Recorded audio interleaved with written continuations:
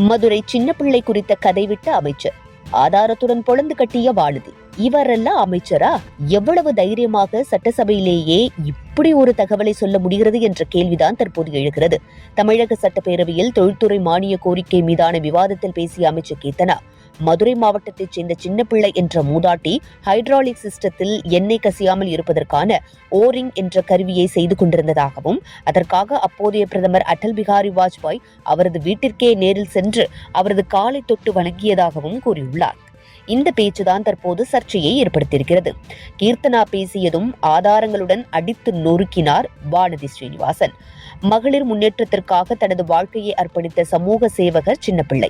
கிராமப்புற பெண்களிடையே களஞ்சியம் என்ற அமைப்பின் மூலம் சிறுசேமிப்பு பழக்கத்தை ஏற்படுத்தி பெண்கள் சுய உதவிக்குழுக்களை உருவாக்கி அவர்களுக்கு கடன் வழங்கி பொருளாதார முன்னேற்றத்திற்கு வழிவகுத்தவர். இந்த சமூக பணிக்காகவே அவருக்கு ஸ்திரீ சக்தி விருது வழங்கப்பட்டது. 1999 ஆண்டிலும் தொழில் வாய்ப்புகளை உருவாக்கியதற்காக ஜானகி தேவி விருது பெற்றவர்.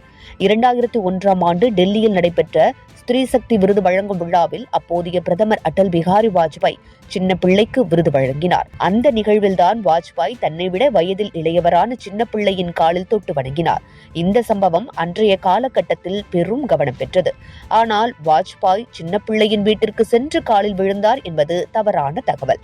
சின்ன பிள்ளையின் வீட்டிற்கு வாஜ்பாய் சென்றதாக அல்ல, டெல்லியில் நடைபெற்ற விருது வழங்கும் நிகழ்ச்சியில்தான் அந்த மரியாதை செலுத்தப்பட்டது என்று ஆதாரங்களுடன் முன்னாள் சட்டமன்ற உறுப்பினர் வானதி ஸ்ரீனிவாசன் சுட்டிக்காட்டியிருக்கிறார். சின்ன பிள்ளை என்ற மூதாட்டி ஹைட்ராலிக் சிஸ்டத்தில் எண்ணெய் கசியாமல் இருப்பதற்கான ஓரிங் என்ற கருவியை செய்து கொண்டிருந்ததாகவும், அதற்காக அப்போதைய பிரதமர் அடல் பிகாரி வாஜ்பாய் அவரது வீட்டிற்கே நேரில் சென்று அவரது காலை தொட்டு வணங்கியதாக கதையளந்த அமைச்சர் கீர்த்தனாவை நெட்டிசன்கள் பொளந்து கட்டி வருகின்றனர்.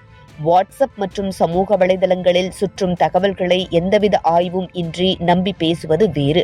ஆனால் சட்டப்பேரவையில் சொல்லப்படும் ஒவ்வொரு வார்த்தையும் அவை குறிப்பில் பதிவாகிறது.